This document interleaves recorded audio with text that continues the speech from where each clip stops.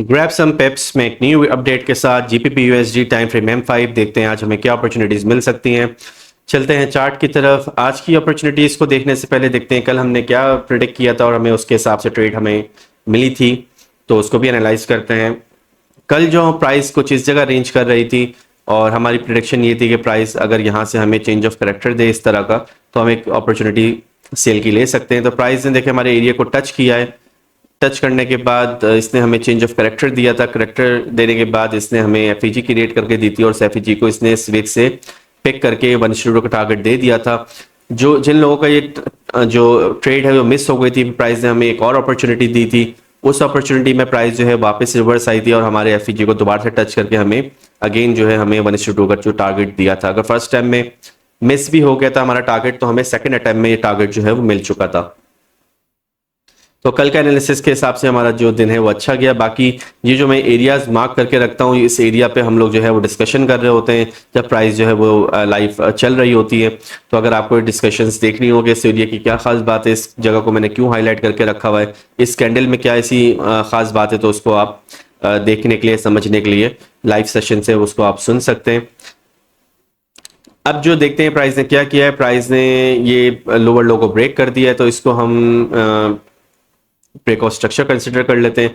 इससे हमें क्या आसानी हो जाएगी, हमें आसानी हो जाएगी कि हम नई रेंज को आइडेंटिफाई कर सकते हैं और यहां से प्राइस ने इसको कंफर्म भी कर लिया है।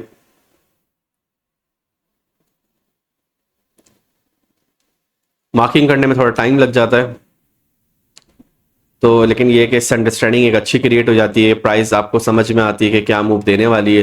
जो रीसेंट हमारा लोअर लो है हम उसको भी मार्क कर लेते हैं। हाई जो है हमारा अब शिफ्ट हो गया होगा, जो हमारा रीसेंट हाई है ये लिक्विडिटीज को हम रहने देते हैं, इसको हम मूव कर लेते हैं और ये हमारा हाई अब ये हमारा न्यू हाई है।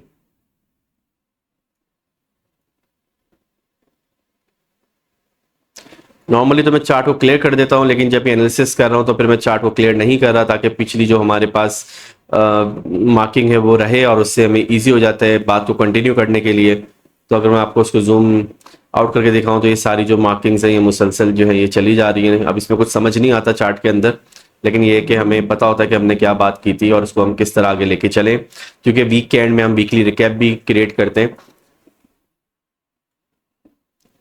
अब हमें एक रेंज मिल गई है, रेंज के हिसाब से अभी जो एरिया निकल रहा है वो ये वाला एरिया निकल रहा है जो मैंने मार्क करके रखा हुआ है। यहाँ से प्राइस जो है रिटर्न हो रही है तो यहाँ पे एक हमें एक सेल अपॉर्चुनिटी जो है वो मिल सकती है।